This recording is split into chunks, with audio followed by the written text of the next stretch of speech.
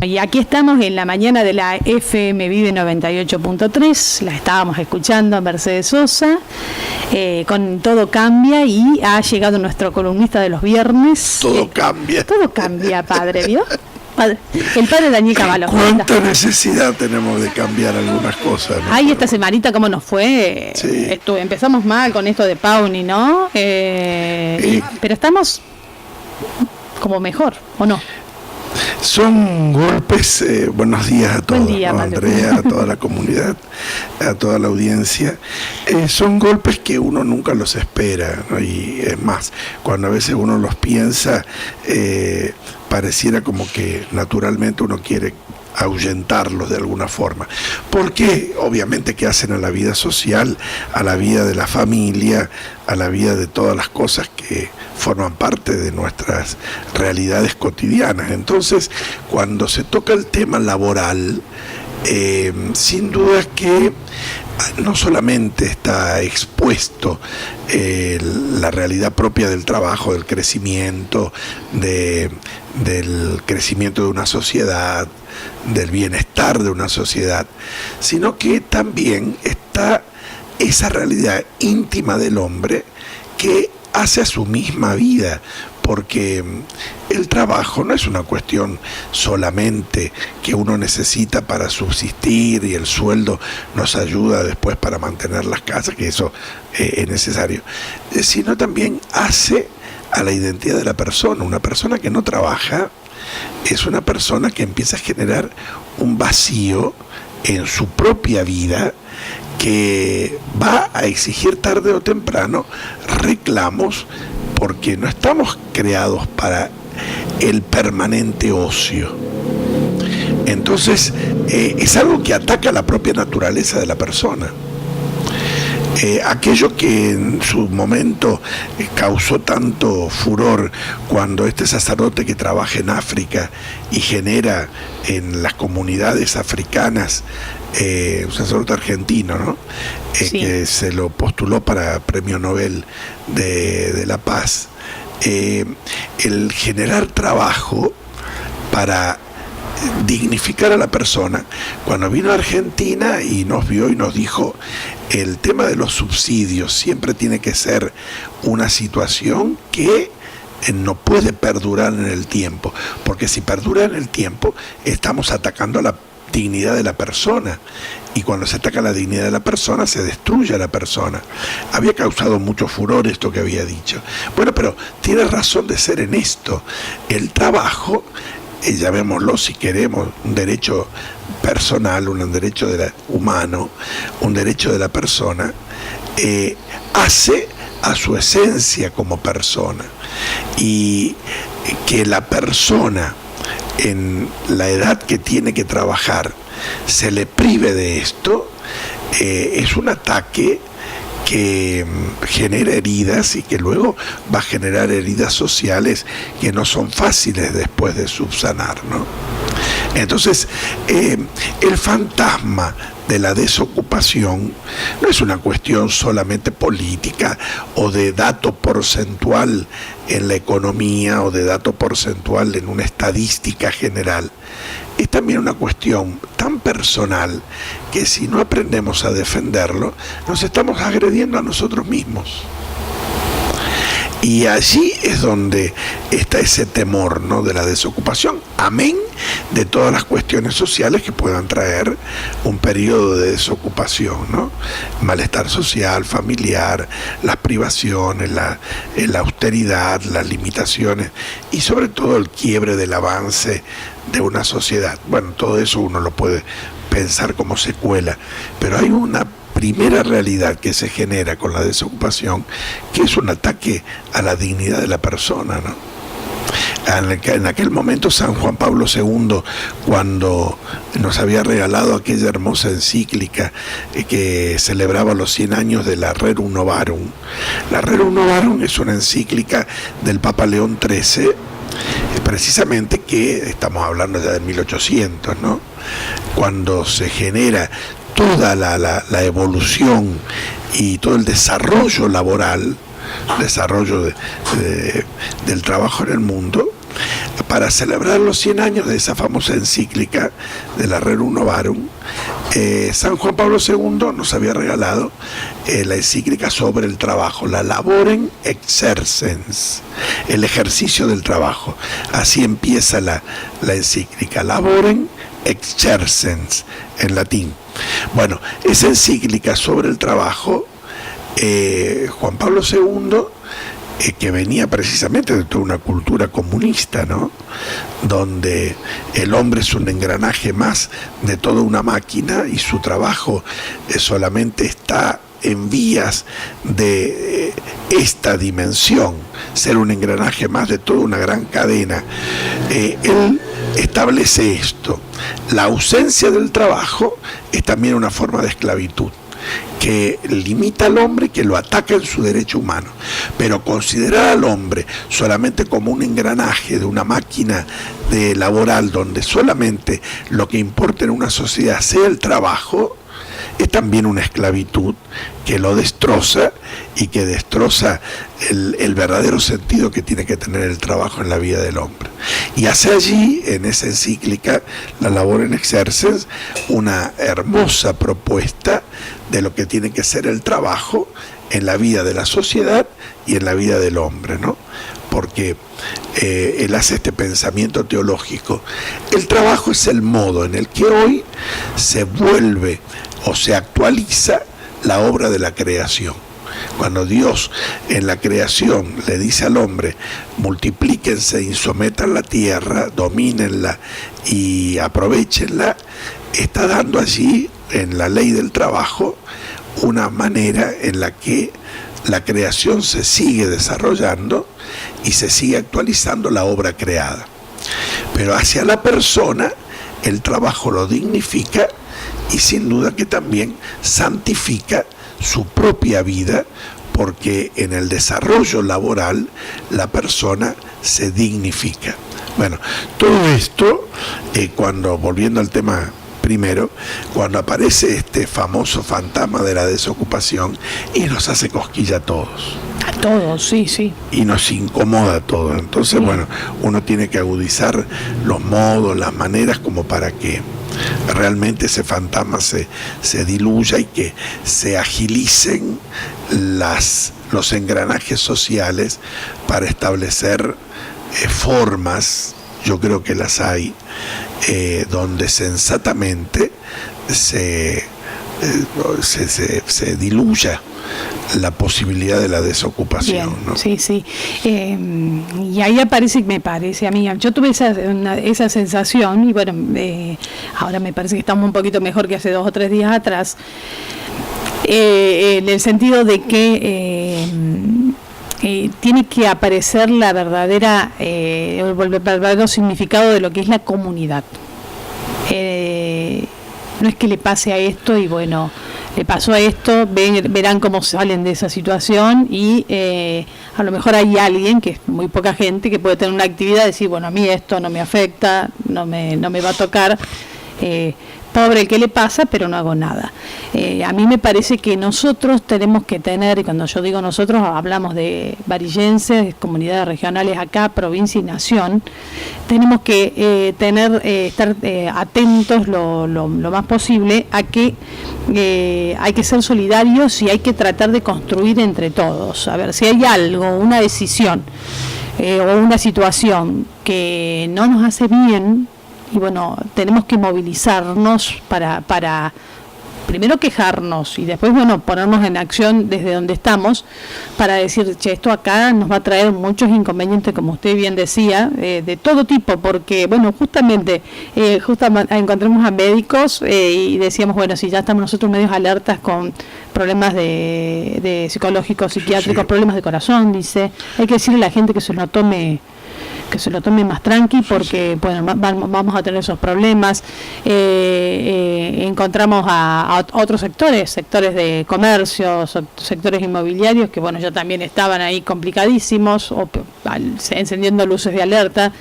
Hablábamos con el intendente, hablábamos con gente que está en gestión, y yo particularmente veía que era necesario que realmente nos uniéramos, una unidad en mayúscula para ayudar, porque nos ayudamos también nosotros, en la verdadera comunidad. Creo que se está dando, ¿no? Vi algunos movimientos, algunas gestiones, como que no están dejando, digamos, a Paunia quizás es más fácil porque como es tan grande, sí, tiene mucha influencia, pero las otras empresas pasa lo mismo, no hay que dejarlos en banda. Es dos cosas, ¿no?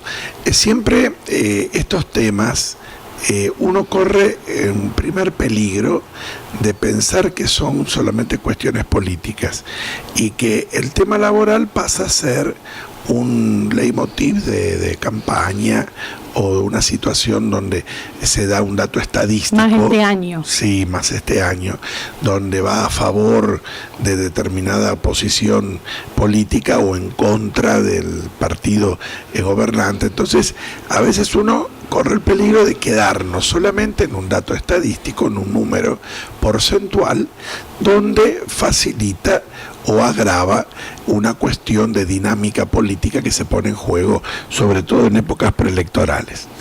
En segundo lugar, uno pone en consideración, apartándonos de esta cuestión, ¿no?, que no es un dato porcentual, por eso yo hice la iluminación anterior, donde todo el tema laboral es una cuestión netamente humana y que un agravio a la realidad laboral es precisamente un golpe de gracia a la misma dignidad de la persona, con todo lo que esto lleva después de la realidad familiar, de la realidad social. Lo segundo que, vos lo decías recién, Andrea, uno tiene que poner en ejercicio aquellos engranajes propios de la sociedad que en época de bonanza los tenemos que ir generando y aceitando. El tema de los gremios, el tema del Estado en sus distintas facetas, porque existen secretarías, ministerios, existen toda una estructura, y aún a nivel social hay una estructura.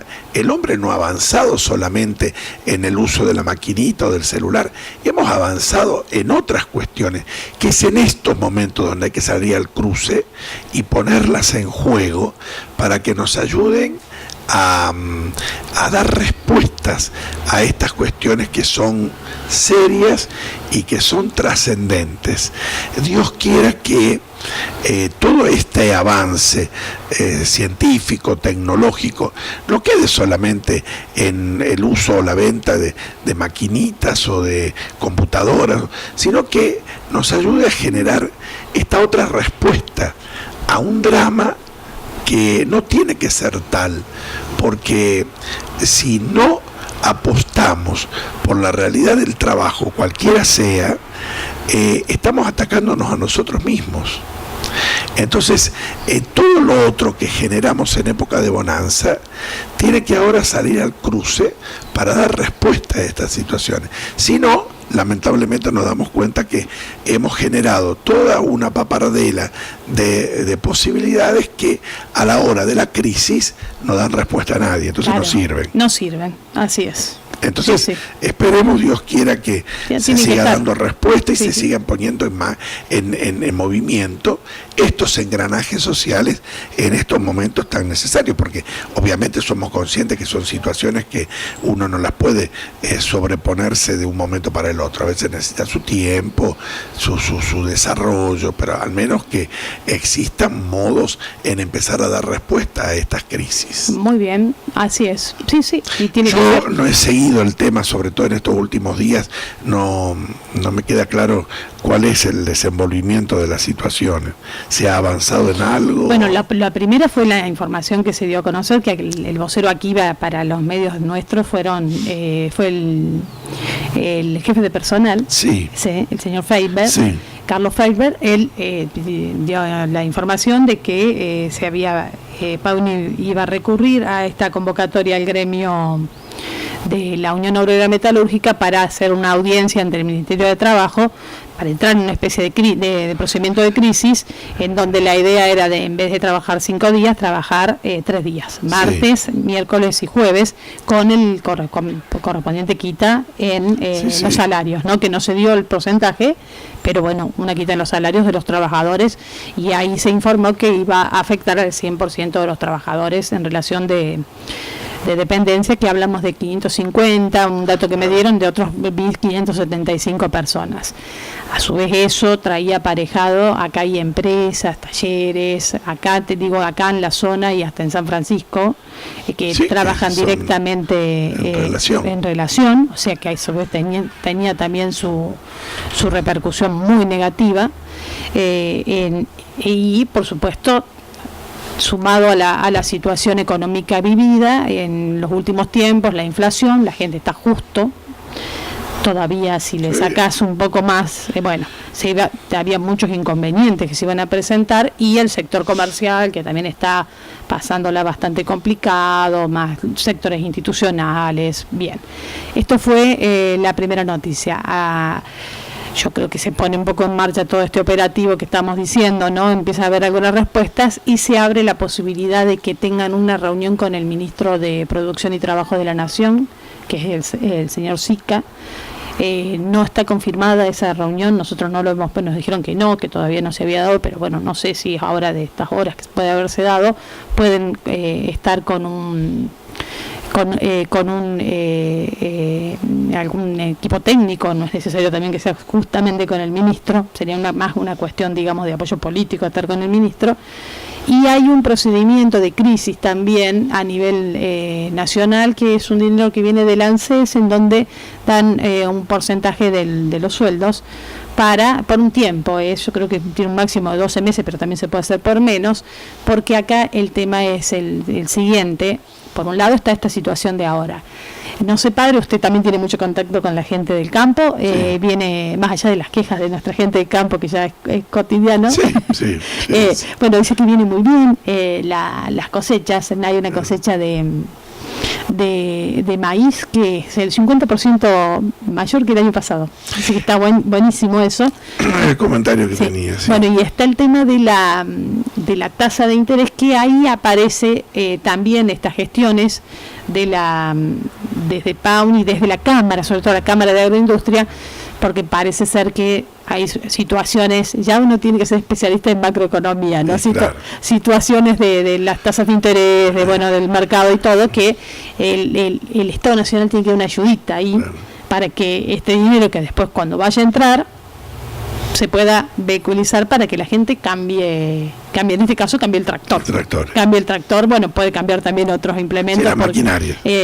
Agromec no estaba tampoco en Pozo del Molle, ya sabemos que viene con estos problemas. Bueno, y después que todo se vuelque al mercado interno, porque vemos que Drean en Luque también está también, que trabajaban hace bastante, que vienen trabajando un día menos. Hay una empresa en Morteros. Usted conoce, porque usted hasta estuvo a cargo de así que conoce cómo es la situación. Y el dolor que se tiene, yo particularmente lo veo así, creo que tiene que ver con lo que somos, porque si hay algo que somos, casi la mayoría acá, es gente de trabajo. Acá nos gusta trabajar. Y ahora no se puede trabajar, es una cosa que es de loco. Y aparte, vuelvo a repetir lo que decíamos al principio, no solamente porque el trabajo forma parte de nuestra vida, sino también por todo lo que genera el trabajo, ¿no? Todo el movimiento en todos los órdenes. Entonces es una máquina que viene teniendo su proceso, y de golpe, como decimos vulgarmente, se pone el palo en la rueda, que traba toda la cuestión social, porque se debilita todas las actividades de los hombres.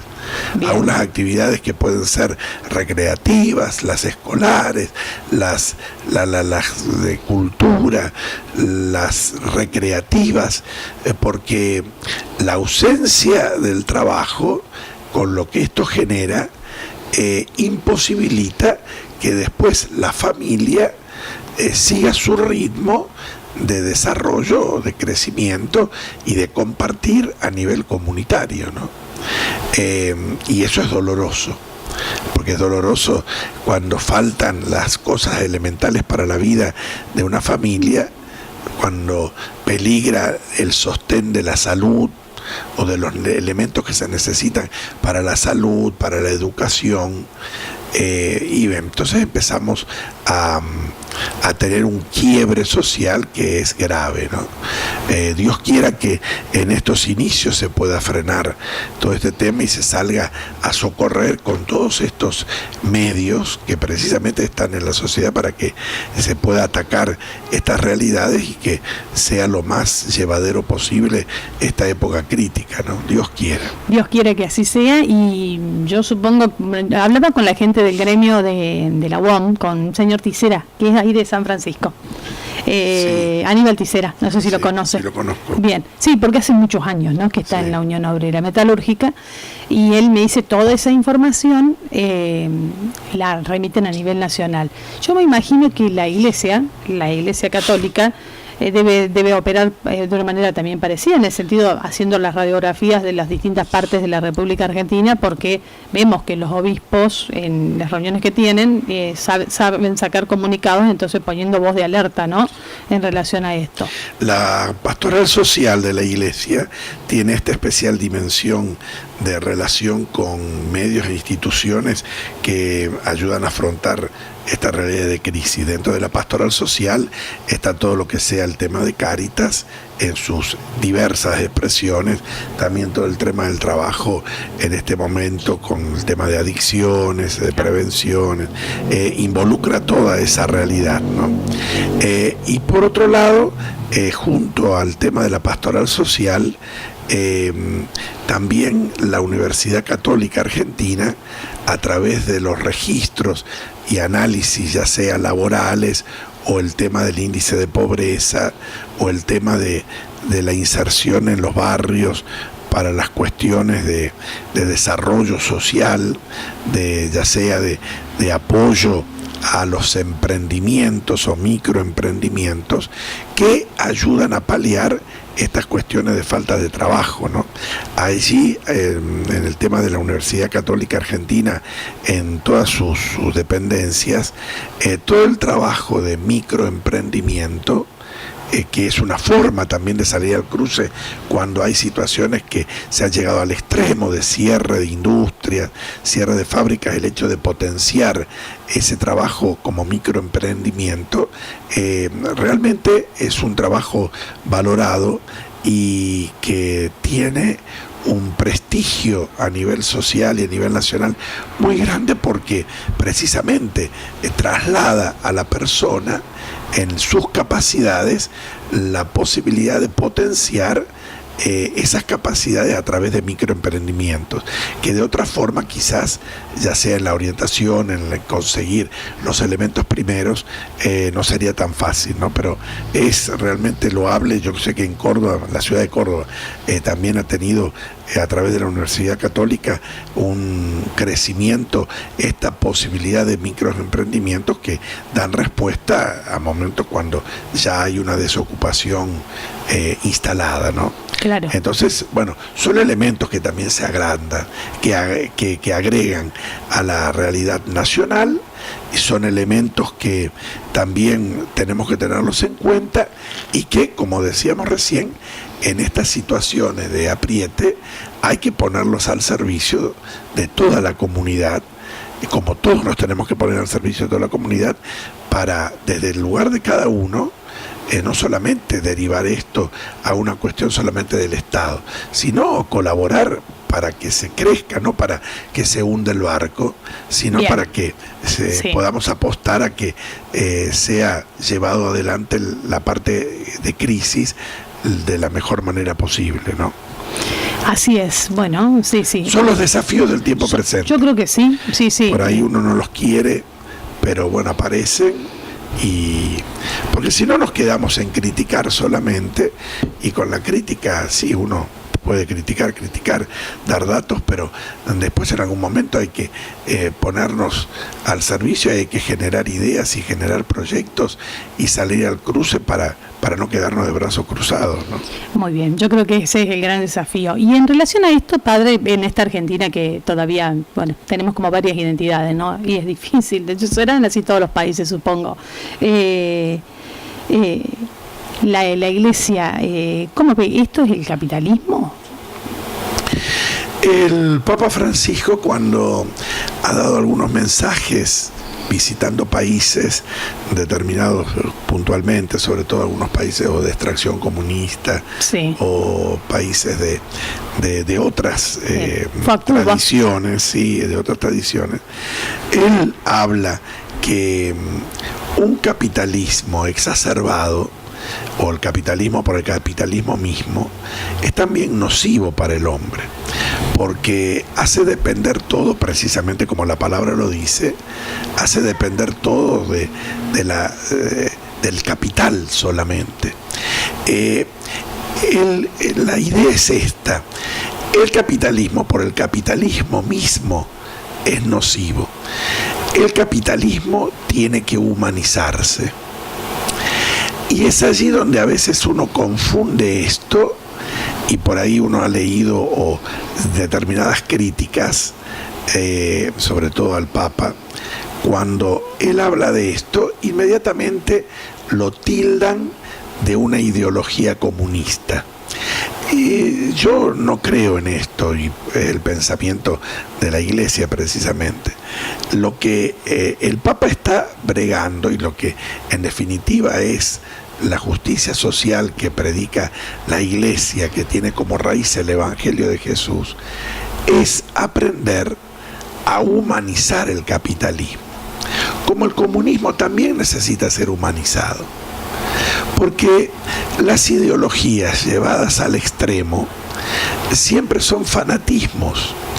Y los fanatismos precisamente lo que hacen es desfigurar la identidad del hombre y la dignidad humana. Siempre los integrismos y los absolutismos atacan a la persona, y en el fondo se terminan aprovechando de la persona, pero no consiguiendo ni su bienestar ni su crecimiento. Por eso, en estas determinadas situaciones extremistas, la manera más concreta, y hasta nosotros, para los que somos creyentes, la manera evangélica de poder ponerle rostro a estas situaciones económicas es cuando uno habla de humanizar.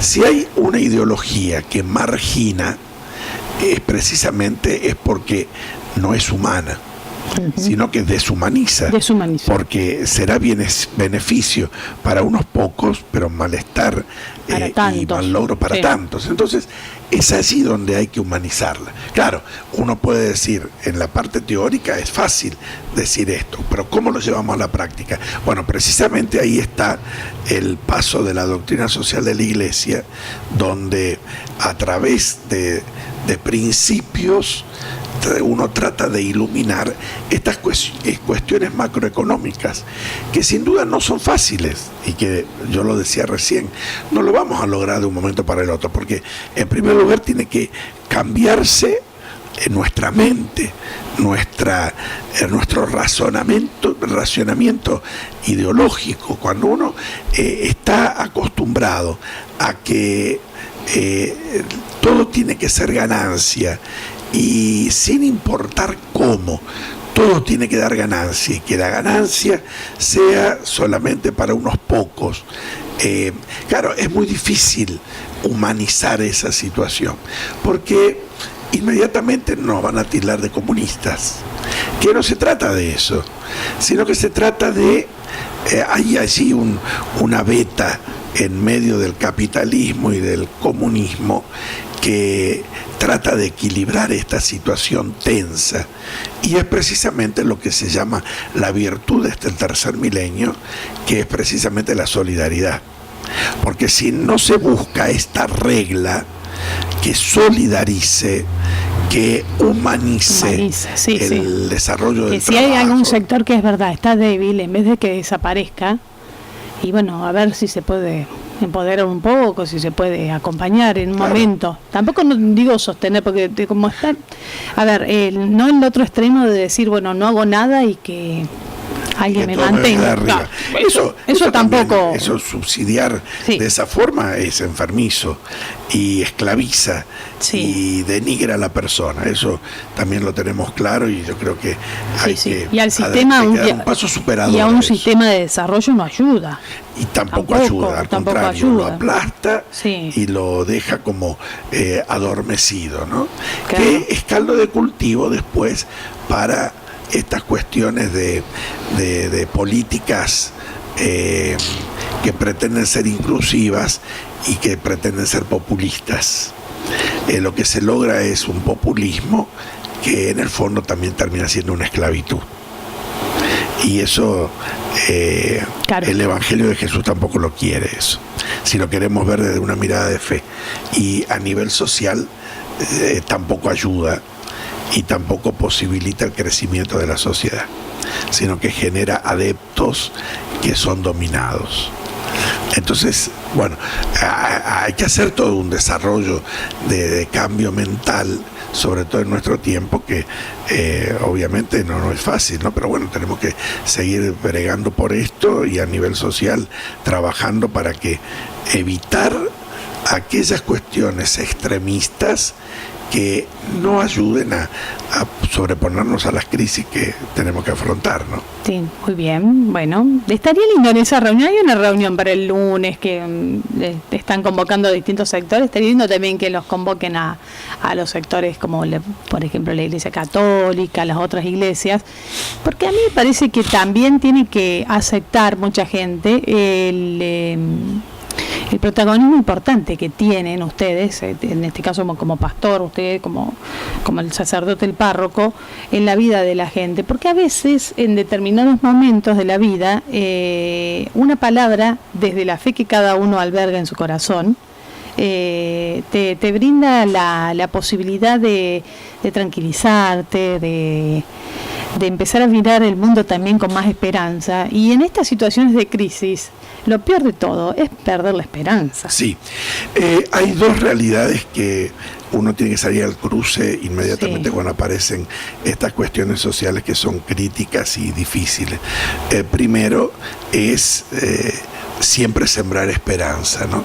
Porque bajo ningún punto uno puede dar lugar al desánimo, ni tampoco a la pelea o al enfrentamiento. Claro. Porque son situaciones que a veces son caldo de cultivo para que empiecen a generarse todas estas cuestiones que nos enfrentan, nos hacen perder la esperanza. Un enfrentamiento más, claro. Entonces, obviamente hay que salir a contener. Y en segundo lugar, ese trabajo por la esperanza también tiene que ser una contención, porque la persona sin trabajo sufre. Aquella persona que se le va a disminuir su salario se siente vulnerada, se siente golpeada, y esas realidades hay que contenerlas, hay que estar para ayudar a sobrellevarlas, para que se tenga una mirada más amplia que lo que la dificultad del momento presenta.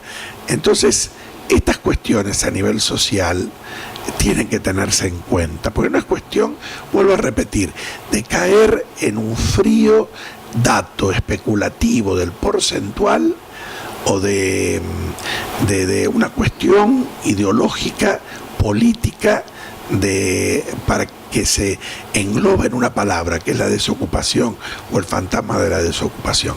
No, porque detrás de un dato porcentual hay rostros, hay personas, hay realidades, hay familias, hay situaciones sociales, y eso es lo que hay que salir a contener para que no se haga de esto una catástrofe, sino que se sobrelleve la situación crítica de la manera más humana posible. Muy bien. Ahí está, creo que el criterio me parece que tiene que primar, ¿no? Que seamos humanos. Bien. No somos ni una máquina, no somos ni un número estadístico, no somos ni animalitos que nos meten dentro de una jaula, somos personas humanas, que todo el esfuerzo que hacemos es para que cada vez nos humanicemos más. Bien. Y para que no perdamos esa mirada. Y no estamos solos. Y que no estamos solos. Y que no estamos solos. Trabajemos parte en de una comunidad. Fraternidad, sororidad, como lo quieren decir. Sí. Hay tanta cosa, bueno, que esos conceptos... en estos momentos más que el concepto, necesitamos... las acciones las concretas. acciones, ¿no? exactamente. Sí, sí. Porque bueno, cuando te pasa algo medio mal, si no estás solo, Sí, se lleva. sentís acompañado, es más fácil. Se hace más llevadero. Muy bien. Se hace más llevadero. Bueno, padre. Yo te agrego esto. Sí. Por ahí en algún momento me contaban épocas críticas acá de la ciudad, año 2001, donde se habían puesto en evidencia ante una situación de crisis nacional, el famoso canje, los lugares donde... Bueno, yo creo que esos son respuestas sociales, ¿no? Está bien, en determinadas situaciones que fueron críticas, que fueron puntuales, pero yo creo que valorar esto, ¿no? Cómo ante las dificultades surge esta posibilidad de poner en marcha engranajes íntimos que tanto la sociedad como a nivel institucional como a nivel personal los tenemos, y que en épocas críticas tienen que ponerse en funcionamiento. Y una última cosita, te robo un minuto más, Andrea. En estas épocas de crisis hay un sociólogo cristiano, Chesterton, y filósofo también, que escribe sobre esto. Dice: en épocas de crisis, bueno, esto para quienes tenemos fe, ¿no? En épocas de crisis nunca Dios ha dejado faltar a los santos. Al contrario, dice, en las peores crisis del mundo es donde mayores santos surgieron. ¿Y a qué hago referencia con esto? A esto, si nosotros en los momentos críticos los sabemos potenciar con estos valores de la solidaridad, de compartir, de poner en funcionamiento los engranajes sociales e institucionales que tenemos al alcance para ayudar a los demás, es allí donde salen los grandes líderes que necesitamos para poder llevar adelante la cuestión social. Entonces yo no dudo que si en estas épocas críticas nos ponemos codo a codo, van a surgir los liderazgos y las capacidades que den respuestas a lo que los hombres estamos necesitando en estos momentos. Muy bien. Así es. Así que Dios quiere que sea Dios así. Dios quiera, ¿no? Así es. Muy bien. La novena de Lourdes que estamos haciendo, y sobre todo el mensaje lourdiano, la aparición de la Virgen de Lourdes, año 1858, en una época mundial de una Francia agnóstica, descreída, anticlerical, de una Francia culturalmente totalmente aniquilada. El porcentual de analfabetismo de la Francia de 1858 era terrible. De hecho, Santa Bernardita, a quien se le aparece la Virgen de Lourdes, no sabía ni leer ni escribir. Sin embargo, el mensaje de la Virgen de Lourdes es un mensaje que viene a traer esperanza a la humanidad, precisamente en estos conceptos, en el aprender a humanizar todas nuestras realidades, aún las más devastadoras, como pueden ser el dolor, la enfermedad.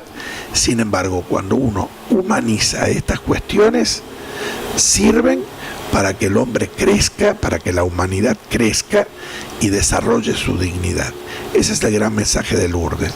Providencialmente en estos días estamos preparándonos para la fiesta de Lourdes, y yo creo que también es una bendición de la Virgen que nos quiere hacer llegar a los varillenses, para que no bajemos los brazos, sino que tengamos esperanza en aquello que podemos aportar para crecer.